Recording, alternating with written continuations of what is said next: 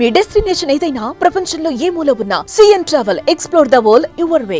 అమెరికాకు చెందిన దిగ్గజ విమానాల తయారీ కంపెనీ బోయింగ్ భారీ సంఖ్యలో ఉద్యోగులను తొలగింపునకు రంగం సిద్ధం చేసుకున్నట్లు ఇటీవల ప్రకటించిన విషయం తెలిసిందే. అందులో భాగంగా ప్రస్తుతానికి ఆ సంస్థకు చెందిన 438 మంది సిబ్బందికి పైగా లే ఆఫ్స్ నోటీసులు జారీ చేసింది. కాగా అమెరికాలోని సియోటెల్ ప్రాంతంలో ఆ సంస్థకు చెందిన 33,000 మంది సిబ్బంది కొన్ని వారాల పాటు సమ్మె చేశారు. దీంతో 737 మ్యాక్స్ 777X విమానాల ఉత్పత్తి నిలిచిపోయింది.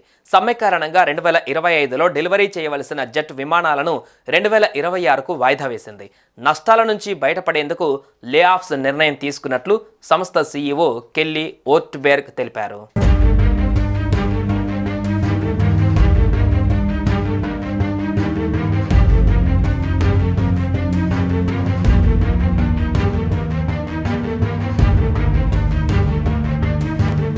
ఉద్యోగులు కార్మికుల సమ్మెతో వాటిల్లిన నష్టాన్ని పూడ్చుకునేందుకు ప్రముఖ విమానాల తయారీ సంస్థ బోయింగ్ పెద్ద సంఖ్యలో సిబ్బందికి షాక్ ఇచ్చింది.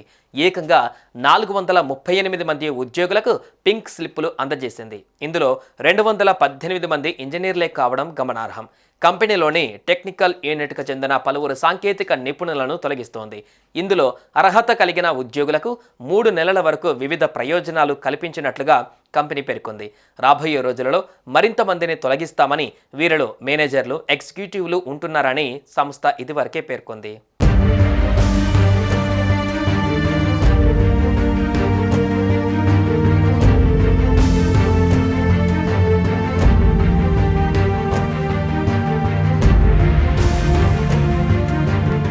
అమెరికాలోని సియోటెల్ ఏరియాలో ఉన్న బోయింగ్ కంపెనీలో సుమారు 33,000 మంది కార్మికులు వారాల కొద్దీ సమ్మె చేశారు. దీంతో 737 మ్యాక్స్ 767 777 జెట్ల ఉత్పత్తికి అంతరాయం ఏర్పడింది.